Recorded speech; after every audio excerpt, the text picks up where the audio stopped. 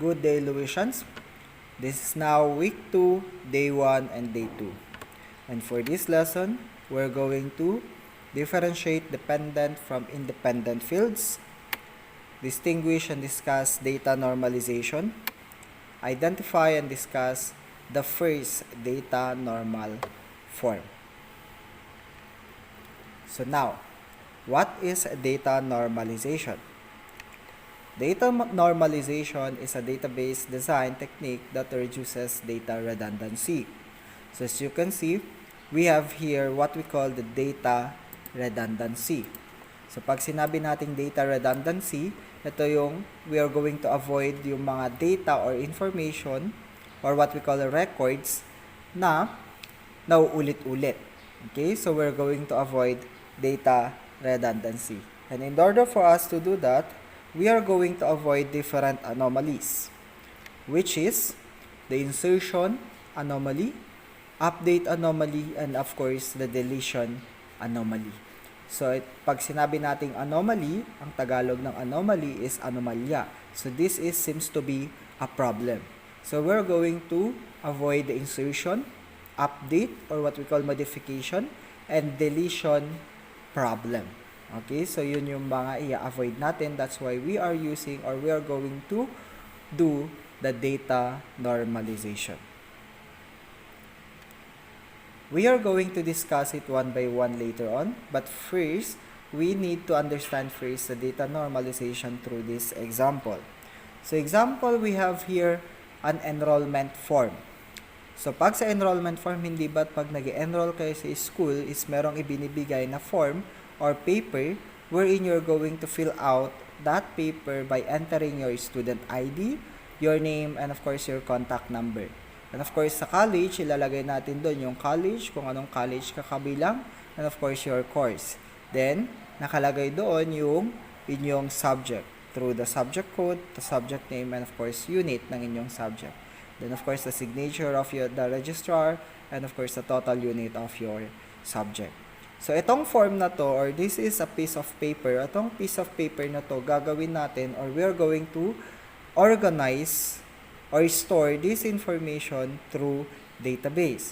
So, sinabi naman natin noon na kapag mag-store tayo ng information sa ating database, we are always using tables, which compose of rows and column.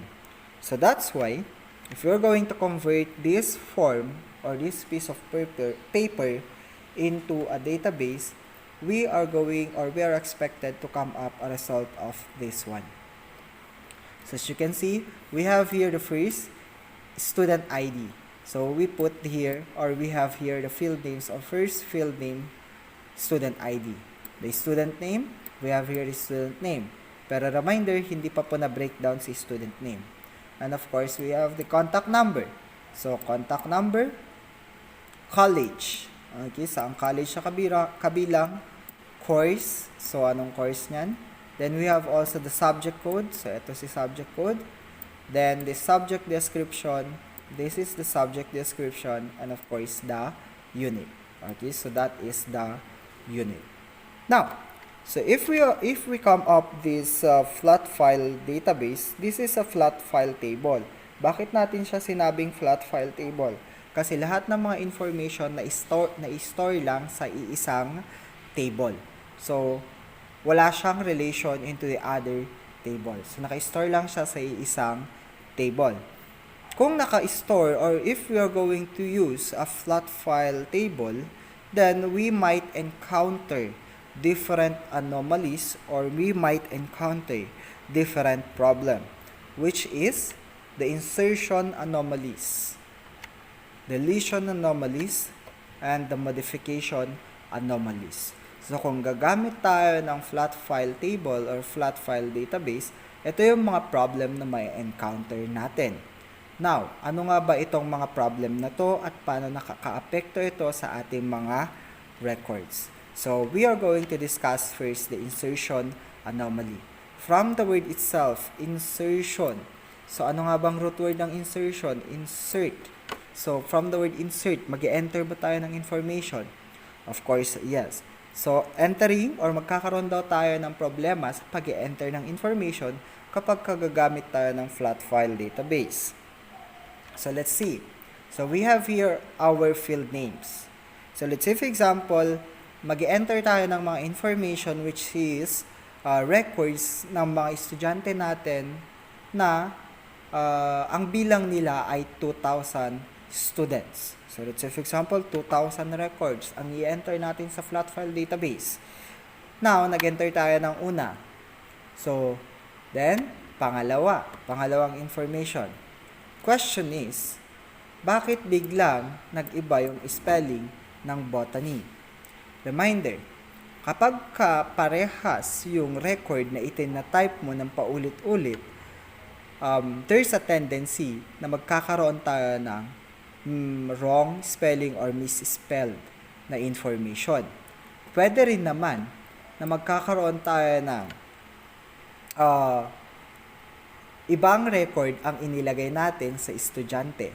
Sa example, science silang lahat. Science. Tapos, biglang, there's a tendency kasi na itong arts and letters biglang mapunta sa isang estudyante. Kasi nga, paulit-ulit yung information natin. And, pwede tayong magkaroon ng misspelled record kasi paulit-ulit tayo nag-enter ng the same data. And other than that, pwede tayong magkaroon ng misspelled dito. Okay, so that is what we call the insertion anomaly. So, yun yung problem natin kapag gagamit tayo ng flat file table kagaya nito. So, magkakaroon tayo ng problem sa pag-enter ng mga information lalo na kung pare-parehas ang mga information. Okay? So, we have also the one anomaly, the deletion anomaly. So, pag nag-delete naman tayo ng information, example, i-delete natin yung last student natin, si Maricar. Pag dinelete natin si Maricar, mawawala yung lahat ng record. So, pag nawala yung lahat ng record, meron pa ba dyan, or meron pa ba kayo nakikitang economics? Wala na. So, pati yung economics, na-delete na rin. So, wala na tayong economics. Then, madidelete din yung lahat ng record ay madidelete pagka yung estudyante ay gusto mo lamang i-delete.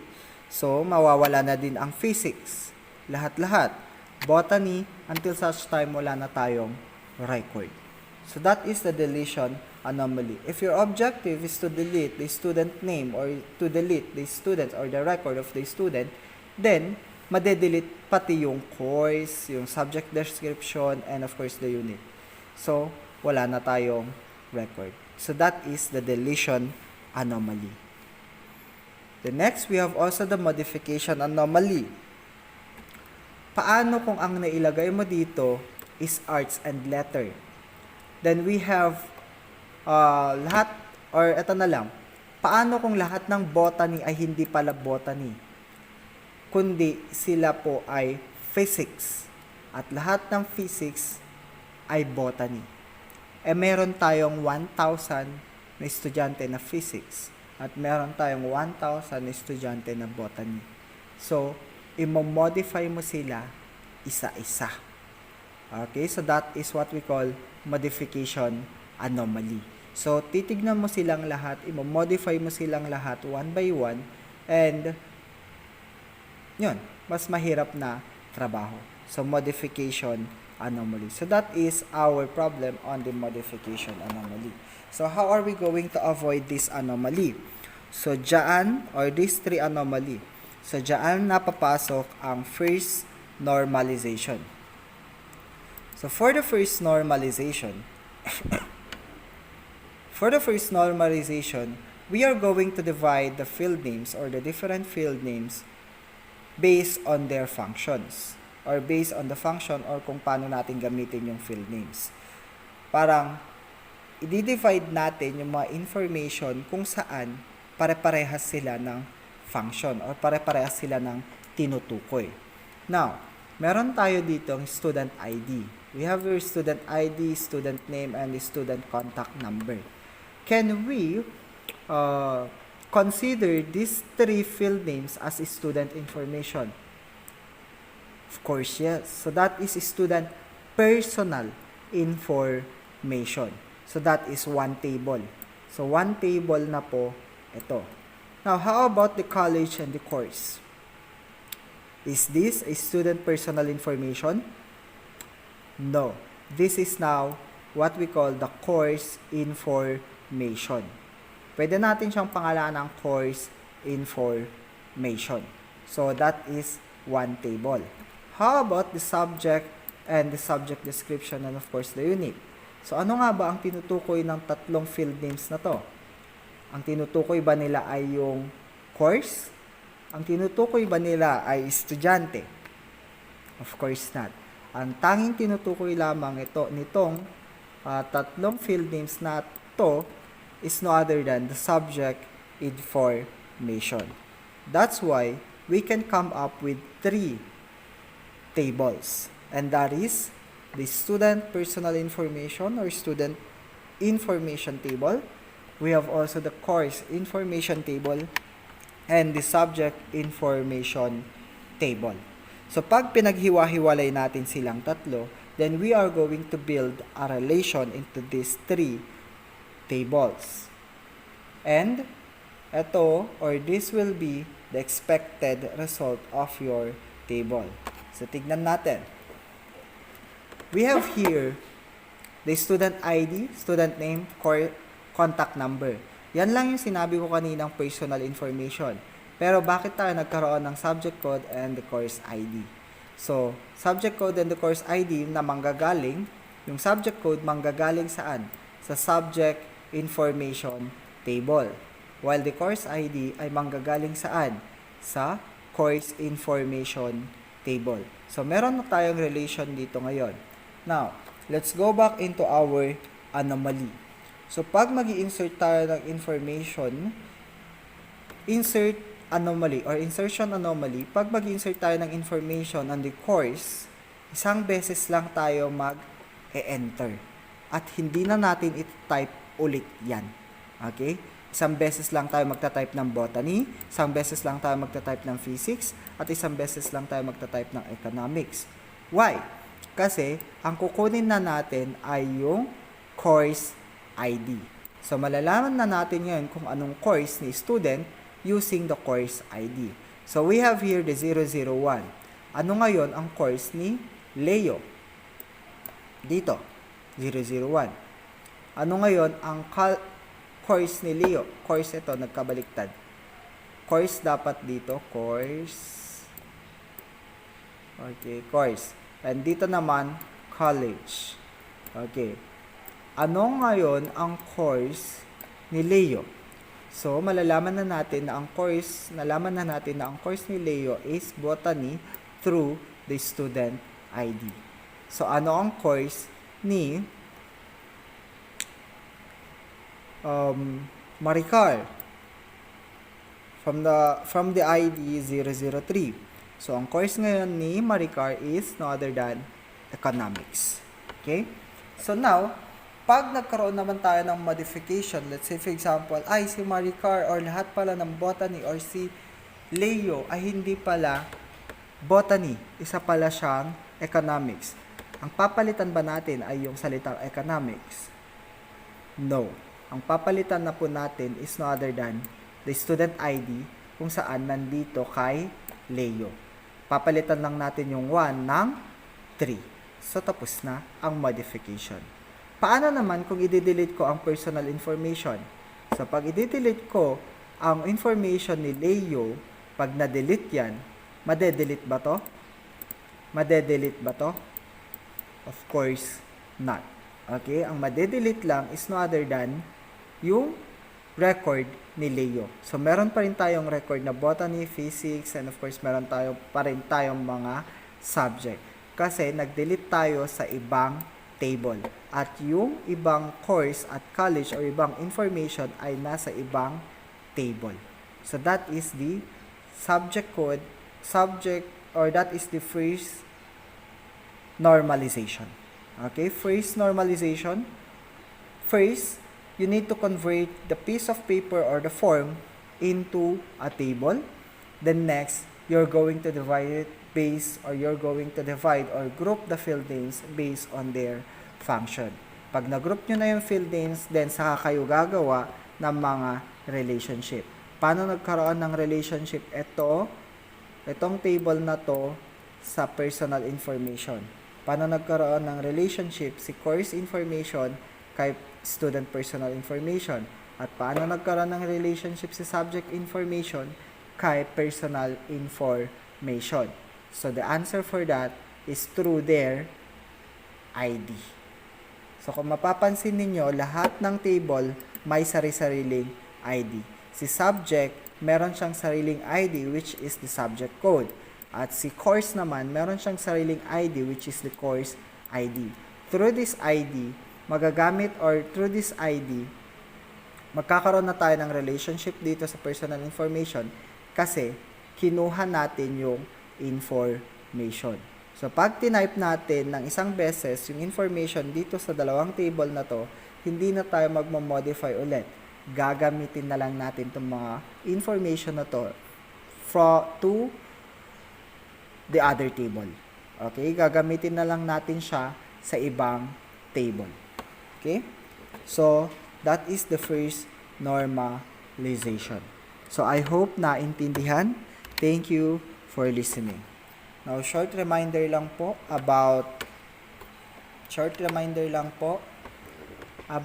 on how are you going to accomplish your module. So, we have here the first activity. So, you are now ready to answer your activity. First activity, assessing your learning. First, using the illustration below, normalize the employee information system. Use the space provided below for your answer. So, we have here, ito yung form. This is a piece of paper form na breakdown yung mga field names. So, merong last name, given name, and middle initial, street, barangay, and so on and so forth. Then, ito yung mga information or ito yung mga form na fill upan ng isang empleyado. So, paano nyo ngayon yan i-convert into a table? So, saan nyo ilalagay yung sagot nyo? Dito lang po sa baba. Okay. Now, for the day 2 activity, ito yung discussion natin kanina. That is the first anomaly. First normal form or first normalization. Kung gusto nyong balikan ulit, then you can read this one.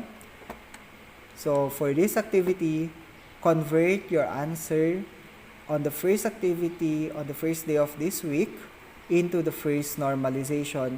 Use the space provided below for your answer. So, using your answer here, or sa pamamagitan ng sagot niya dito, gagawin nyo ngayon dito is first normalization, which is you're going to group the different field names or you're going to group the field names na ginawa nyo dito or yung table dito.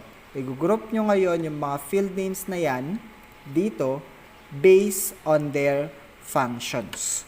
Okay? Based on their function. Kung personal information ba siya, employment information ba siya, or whatsoever.